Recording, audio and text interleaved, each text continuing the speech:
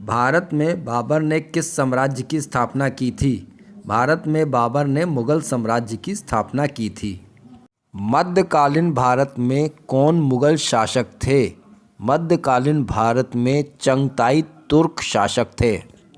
बाबर ने सर्वप्रथम 1507 ईस्वी में बादशाह की पदवी कहाँ धारण की थी? बाबर ने सर्वप्रथम 1507 ईस्वी में बादशाह की पदवी काबुल में धारण की थी।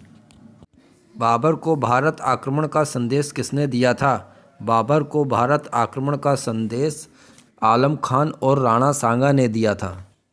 किस वर्ष बाबर ने सुल्तान इब्राहिम लोदी को पानीपत की लड़ाई में पराजित किया?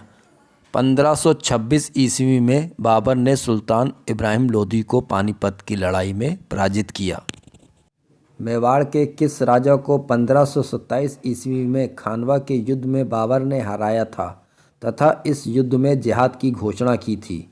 राणा सांगा को 1527 ईस्वी में खानवा के युद्ध में बाबर ने हराया था तथा इस युद्ध में जिहाद की घोषणा की थी। बाबर ने प्रसिद्ध तुलुगमा युद्ध की नीति तथा तोपों का प्रयोग सर्वप्रथम किस युद्ध में किया?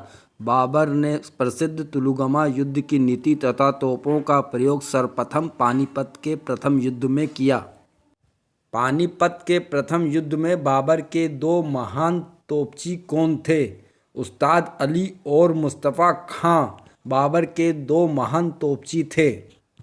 बाबर ने खानवा युद्ध के पश्चात कौन सी उपाधि धारण की थी? बाबर ने खानवा युद्ध के पश्चात गाजी की उपाधि धारण की थी।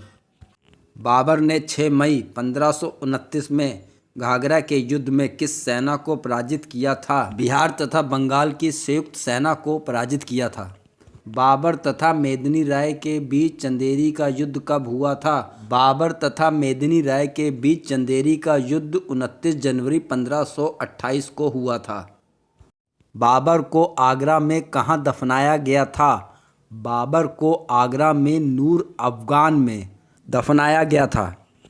बाबरनामा बाबर की आत्मकथा में भारत के तत्कालिक हिंदू राज्यों में से किसकी चर्चा की गई? मेवाड़ तथा विजयनगर की चर्चा की गई। बाबर को उसकी उदारता के कारण क्या उपाधि प्रदान की गई थी?